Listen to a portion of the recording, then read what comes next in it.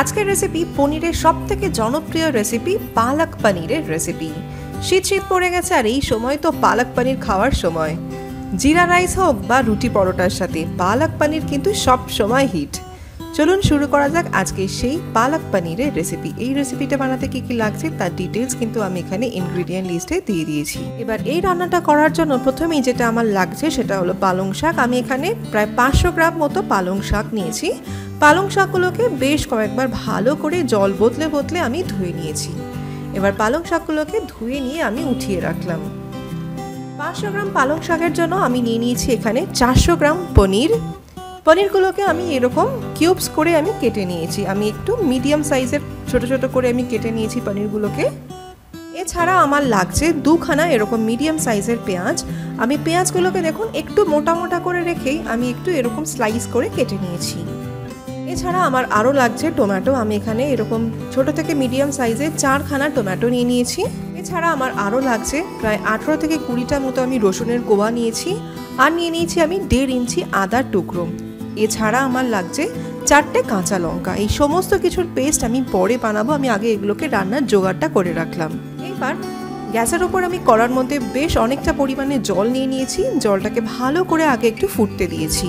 জলে ফুট চলে আসলে এবার আমি এর মধ্যে দিয়ে দিচ্ছি ধুয়ে রাখা পালং শাক। আমি এখানে পুরো 500 গ্রাম পালং শাকটাই জলের মধ্যে দিয়ে দিলাম। পালং শাকটাকে জলের মধ্যে রেখে 2 মিনিটের জন্য একটু সেদ্ধ করে নেব। এই সময় আমি এর মধ্যে দিয়ে দিচ্ছি 1 মুঠো একটু ফ্রেশ ধনে পাতা। পালং শাকের সাথে একটু ধনে পাতা দিলে কিন্তু এই পালক পনিরের স্বাদ কিন্তু অনেক গুণে বেড়ে যায়। তাই আমি রিকোয়েস্ট করব পালং শাকের সাথে অল্প একটু ধনে পাতা অবশ্যই দেবেন, এর ফ্লেভারটাই কিন্তু দারুণ আসবে। পালং শাক আর ধনে পাতা দুটোকে খুব ভালো করে আগে জলের সাথে মিশিয়ে নিয়ে 2 মিনিটের জন্য এটাকে একটু বয়েল হতে দেব। 2 মিনিটের জন্য পালং শাক আর ধনে পাতাটাকে দিয়ে ভালো করে আমি জলের মধ্যে একটু বয়েল করে নিয়েছি। এটাকে বলা হয় পালং শাকটাকে ব্লাঞ্চ করা। এবার এটা হয়ে গেছে, আমি গ্যাসটাকে অফ করে দিয়েছি। এবার এটাকে সাথে সাথে আমি এরকম একটা দেখুন বরফ ঠান্ডা জলের মধ্যে দিয়ে দেবো। এটাকে বলা হয় শকিং প্রসেস। এর ফলে কি হয়, পালং শাকের গ্রেভির কালারটা কিন্তু সবুজই থাকে, একদম কালচে কিন্তু কালারটা আসে না। এতে সবুজ রঙটা একদম ইনট্যাক্ট থাকে। বরফ ঠান্ডা জলের মধ্যে পালং শাকগুলোকে ভালো করে আরও একবার ধুয়ে নিয়েছি। এরপর এই জলটাকে চিপে নিয়ে একটা বড় এরকম মিক্সিং জারের মধ্যে আমি পালং শাক আর ধনে পাতাটাকে তুলে নিলাম। এবার গ্যাসে কড়া গরম করে তার মধ্যে আমি দিয়ে দিয়েছি 4 টেবিল চামচ সাদা রিফাইন তেল। তেলটা ভালো মতো গরম হলে প্রথমেই আমি তেলের মধ্যে দিয়ে দিচ্ছি পনিরগুলোকে একদম হালকা করে একটু ভেজে নেব, একদম না ভাজার মতোই। খুব সামান্য একটু নুন দিয়ে পনিরগুলোকে একটু ভেজে নিয়েছি। দেখুন পনিরের গায়ে হালকা করে রং ধরা শুরু করেছে, সাথে সাথে পনিরগুলোকে আমি তেল থেকে তুলে নিয়েছি। পনির ভাজার পর আরও একটু তেল দিয়ে দিয়েছি কড়ার মধ্যে। এবার আমি এর মধ্যে দিয়ে দিচ্ছি কেটে রাখা পেঁয়াজ। একই সাথে আমি দিয়ে দিচ্ছি কাঁচা লঙ্কা, আদা, রসুন আর টমেটোরও। এইবার এইগুলোকে সমস্ত কিছুকে তেলের মধ্যে হালকা করে একটু আগে ভেজে নেব। পালক পনিরের গ্রেভির জন্য পেঁয়াজ, আদা, রসুন, কাঁচা লঙ্কা, টমেটো যদি আগে একটু এরকম তেলের মধ্যে ভেজে নিয়ে তারপর বেটে যদি রান্না করা হয়, সেই রান্নার টেস্ট কিন্তু দুর্দান্ত আসে। তাই জন্য আমি আগে তেলের মধ্যে পেঁয়াজ, আদা, রসুন, কাঁচা লঙ্কা, টমেটো সমস্ত কিছু আগে একটু তেলের মধ্যে ভেজে নিচ্ছি। সামান্য একটু ভাজার সময় নুন দিয়ে দিয়েছিলাম যাতে টমেটোগুলো তাড়াতাড়ি নরম হয়ে গলে যায়। পেঁয়াজ, টমেটো, কাঁচা লঙ্কা, আদা, রসুন সমস্ত কিছু এখন ভাজার পর দেখুন নরম হয়ে গেছে। আমি প্রায় 5 মিনিট এটাকে তেলের মধ্যে একটু নেড়ে চেড়ে ভেজে নিয়েছিলাম। এবার আমি এইগুলোকেও পালং শাকের সাথেই এই মিক্সিং জারের মধ্যে তুলে নিচ্ছি। একসাথে এগুলোকে বেটে নেবো। এটা যেহেতু এখন খুবই গরম তাই এটাকে একটু ঠান্ডা হতে দেবো। 5 মিনিট ঠান্ডা হওয়ার পর এটাকে একদম স্মুথ পেস্ট করে একদম বেটে নেবো। তবে জল দেবেন না, কিন্তু জল ছাড়াই কিন্তু এটাকে একদম স্মুথলি বাটতে হবে।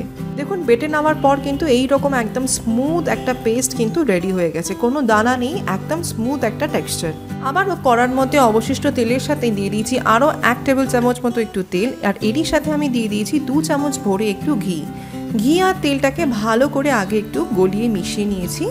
এবার তেল আর ঘিটা গরম হলে প্রথমেই আমি এর মধ্যে ফোড়ন দিয়ে দিচ্ছি 2টো তেজপাতা। এরই সাথে আমি দিয়ে দিয়েছি 2টো দারচিনির টুকরো ফোড়ন। এরই সাথে দিয়ে দিয়েছি 3টে থেঁতো করা ছোট এলাচ, একটা শুকনো লঙ্কা আর দিয়ে দিয়েছি অল্প একটু গোটা জিরে।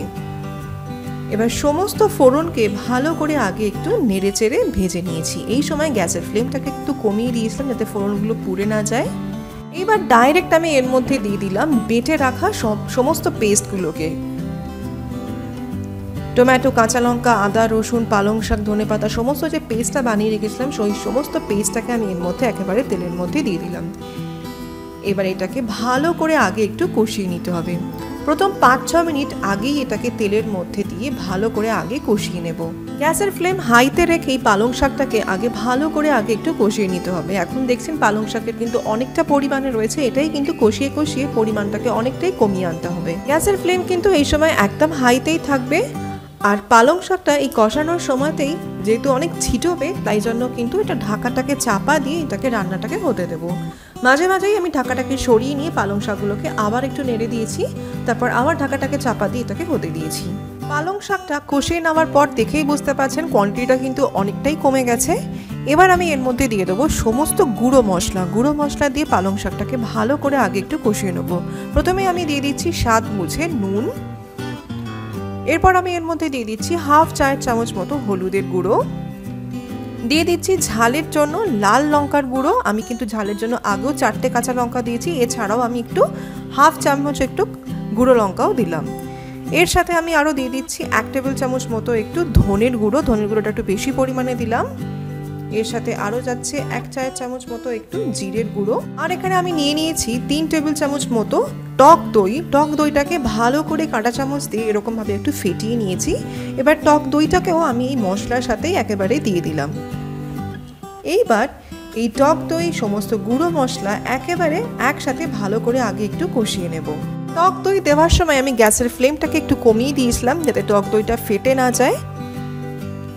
এবার টক দইটাকে ভালো করে পালং শাকের গ্রেভির সাথে মিশিয়ে নিয়ে আবার গ্যাসের ফ্লেমটাকে হাইতে রেখে দেবো।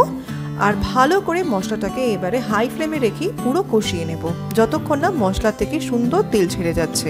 আরও 5 মিনিট মশলাটাকে ভালো করে আগে একটু কষিয়েই গেছি। অল্প অল্প করে একটু জল দিয়ে দিয়েছিলাম কষানোর সুবিধার জন্য। এবার মশলাটাকে ভালো করে আরও একটু তেল বেরোনোর জন্য আমি ঢাকাটাকে চাপা দিয়ে এটাকে একটু ফ্লেমটাকে কমিয়ে আমি রান্নাটাকে একটু হতে দিয়েছি। 3 থেকে 4 মিনিট ঢাকাটাকে চাপা দিয়ে রান্না হওয়ার পরই দেখুন সাইড থেকে কি সুন্দর তেল ছেড়ে দিয়েছে। মানে মশলাটা কিন্তু এখন ভালো মতো কষানো হয়ে গেছে। যেহেতু মশলা ভালো মতো কষানো হয়ে গেছে তাই আমি এই গ্রেভির মধ্যেই এবার দিয়ে দেবো ভেজে রাখা পনিরগুলোকে দিয়েও আগে আমি গ্রেভির সাথে ভালো করে আগে একটু কষিয়ে নেব। এটাও আমি 3 থেকে 4 মিনিট শুধু পনিরটাকে দিয়ে আগে গ্রেভির সাথে ভালো করে আগে মিশিয়ে নিয়েছি। এখনই কিন্তু আমি জল দিইনি, শুধু পনিরের এই ড্রাই গ্রেভিটার সাথেই আগে ভালো করে পনিরটাকে মিশিয়ে গেছি। পনিরটা দিয়েও ভালো করে গ্রেভির সাথে কষানোর পর এবার আমি পরিমাণ মতো জল দিয়ে দিয়েছি। পালক পনিরের গ্রেভি কিন্তু খুব বেশি পাতলাও হয় না, আবার খুব বেশি ঘনও হয় না। এইরকম জলের আন্দাজটা বুঝেই কিন্তু পালক পনিরের গ্রেভির জলটা দিয়ে দেবেন। আমি এখানে প্রায় 1.5 গ্লাস মতো জল দিয়ে দিয়েছি। এইবার পালক পনিরগুলোকে গ্রেভির মধ্যে ভালো করে একটু টকবক করে একটু ফুটতে দিয়েছি। ঢাকাটাকে চাপা দিয়ে রান্নাটাকে একটু হতে দিয়েছি। গ্যাসের ফ্লেমটা কিন্তু এই সময় একটু কমিয়ে দিয়েছিলাম যাতে পালক পনিরটা খুব ভালো মতো রান্না হয়ে সুন্দর সাইড থেকে একেবারে তেল ছেড়ে যায়। এইভাবেই আমি 5 মিনিটের জন্য এটাকে ভালো করে ঢাকা চাপা দিয়ে রান্নাটাকে হতে দিয়েছি। এখন দেখুন এটা কিন্তু সুন্দর হয়ে গেছে, সাইড থেকে পুরো তেলও ছেড়ে দিয়েছে। এবার তাই আমি এর মধ্যে দিয়ে দিচ্ছি 1/2 চায়ের চামচ মতো শাহি গরম মশলার গুঁড়ো। এরই সাথে আমি দিয়ে দিয়েছি অল্প একটু ড্রাই কসুরি মেথিটাকে দেখুন এরকম হাত দিয়ে একটু কচলে নিয়ে দিচ্ছি, এতে কিন্তু দারুণ ফ্লেভার ওঠে। এরই সাথে আমি দিয়ে দিয়েছি অল্প একটু 1 চা চামচ মতো একটু চিনি, আর দিয়ে দিচ্ছি এর মধ্যে একটু ফ্রেশ ক্রিম দেওয়ার জন্য কিন্তু গ্রেভির টেক্সচারটা একদম স্মুথ হবে। এবার এই সমস্ত কিছু খুব ভালো করে আগে একটু মিশিয়ে নিয়েছি। পালক পনির কিন্তু এখন একদম রেডি। এটাকে এবার আমি প্লেট আউট করে নিয়ে দেখাচ্ছি। দোকানের সাথে কত ইজিলি বাড়িতেই কিন্তু পালক পনির রেডি হয়ে গেল। স্বাদের দিক থেকে কিন্তু কোনো কম হবে না, অসাধারণ খেতে হয়। এই শীতে অবশ্যই ট্রাই করে দেখুন। আর এই রকম পালক পনির বানালে কিন্তু হাতে করা রুটি দিয়ে বলুন বা বাটার নান দিয়ে কিংবা জিরা রাইস দিয়ে সবেতেই কিন্তু হিট। অবশ্যই ট্রাই করুন এবং এনজয় করুন আপনার ফ্যামিলির সাথে।